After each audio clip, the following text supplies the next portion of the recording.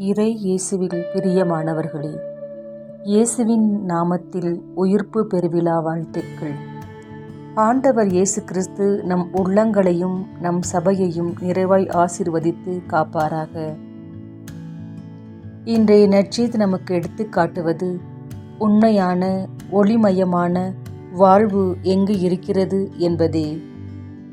இதனையே இயேசு நிக்கோதேம் வழியாக கற்றுக் கொடுக்கிறார். திருமுழுக்கு என்பது மறுபடியும் பிறந்து இறை ஆட்சியை காண்பதே. மறுபடியும் பிறக்க வேண்டும் என்றால் தூய ஆவியினால்தான், தூய ஆவியின் கொடைகளால்தான் ஒவ்வொருவரும் விடுதலை பெற்றவர்களாய் வாழ முடியும். இயேசுவின் மீதும் அவருடைய மீட்பு செயல்கள் மீதும் நம்பிக்கை கொள்வது திருமுழுக்கு. இயேசு நம்முடைய மீட்பர். அவரே தனது இரத்தத்தால் நம்மை பாவங்களிலிருந்து மீட்டு கொண்டார்.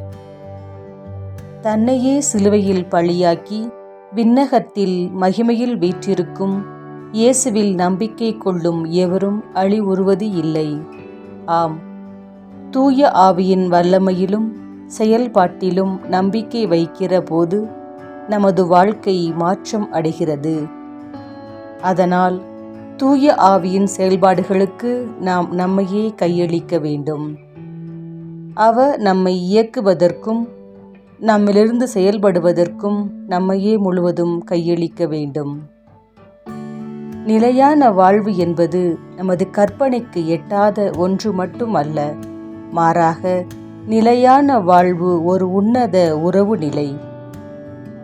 இறந்த பிறகுதான் நிலையான வாழ்வு பெற வேண்டும் என்பது இல்லை. மாறாக உயிரோடு வாழ்கின்ற போதே நிலையான வாழ்விற்குள் நுழைய வேண்டும். அதன் வெளிப்பாடாய் பிறருடன் இருப்பதை பகிர்ந்து வாழ முன்வர வேண்டும். புது பிறப்பு என்பது பழைய வாழ்வை விட்டுவிட்டு இயேசு கிறிஸ்து தருகின்ற புதிய வாழ்வை பெற்றுக்கொள்வது. நிக்கோதேமிடம் எதிர்பார்த்தது போல இயேசு நம்மிடமும் எதிர்பார்க்கிறார்.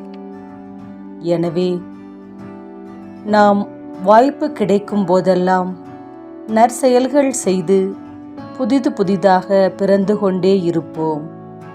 மீண்டும் மீண்டும் பிறப்போம், இனிதே வாழ்வோம்.